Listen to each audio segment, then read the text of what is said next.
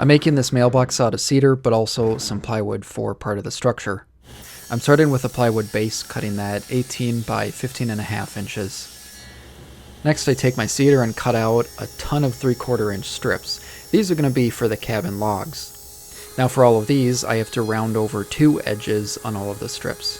This will give a flat inside and log looking outside. It should look like this when you're done. All of the longer side pieces should be 19.5 inches because it's going to stick out 3/4 inches past the base. And then I have the shorter sides, which are going to be 16.5 inches, followed by shorter back pieces. These are going to be 14, that's 3/4 inches shorter than the inside, and then the longer back pieces at 17 inches. The first couple layers can be tricky just getting everything aligned properly, but I start with the sides and then one of the back pieces. After checking square, I worked up to my desired height, which happened to be about 8 inches, but that can be whatever you want.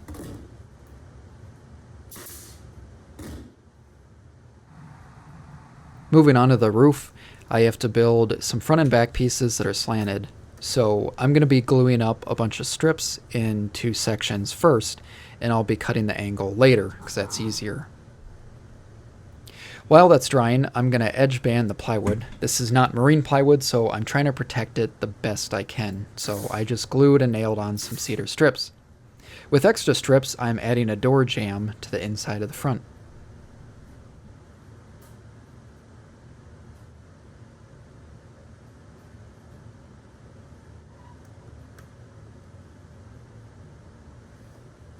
I also worked on prepping the door. I had to figure out the right size, and then I glued up a bunch of logs, so that way when it's closed it kind of blends in with the wall.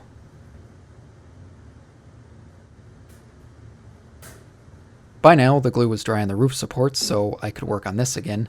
I'm going to be cutting an angle through these slats, and I'm just going to be using the bandsaw because that's the easiest tool I had, but a handsaw or jigsaw also works well.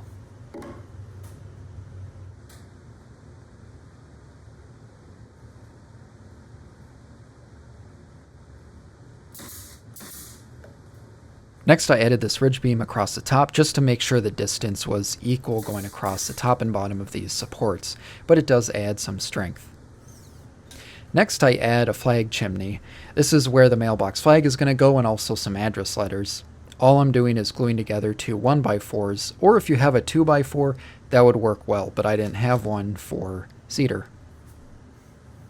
Moving back to the door, since the glue is dry now, I'm going to attach it using stainless steel hinges. So I did have to dado out just a very small amount on the bottom so the hinge could actually inset into the door.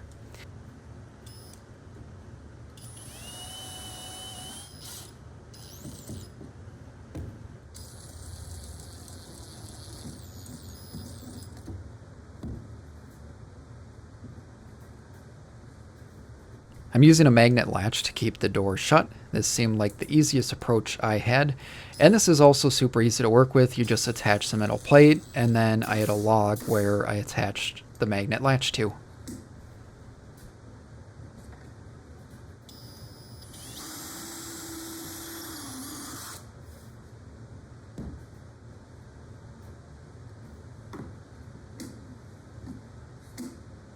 Next, I'm going to attach the chimney, and it's important to do this before the roof because you'll have to cut around it.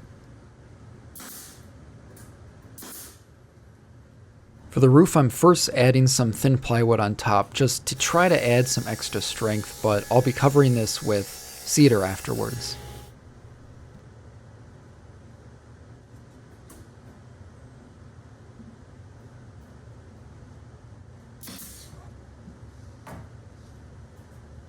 For the flag, I'm using some more of that thin plywood, and I'm just freehanding it on the bandsaw and then cleaning it up with a spindle sander.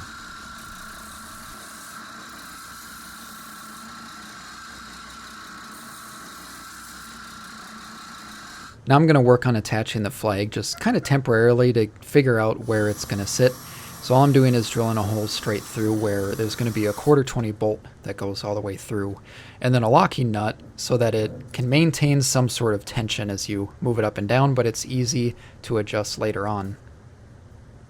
I'm also adding this flat piece across, which is going to help hold the flag in the up position and also from dropping too far down. Moving back to the roof, I'll be covering it up with some cedar siding. It only takes a couple pieces, and then I'll be adding a ridge cap on top.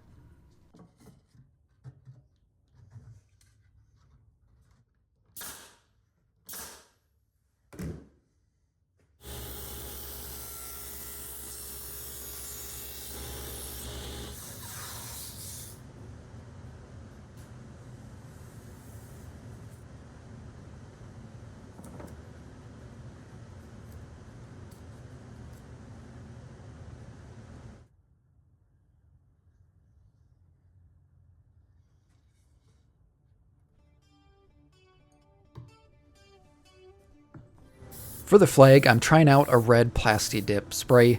Only time will tell whether this is effective. And then for the cabin, I'm just adding some spar urethane, just as extra protection to keep it looking nice.